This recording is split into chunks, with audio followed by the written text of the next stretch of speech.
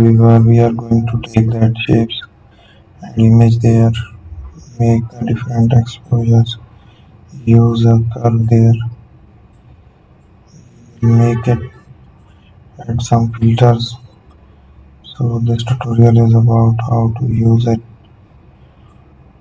increase the designs here, use another paint here we are. Let's make the changes. I will take another design,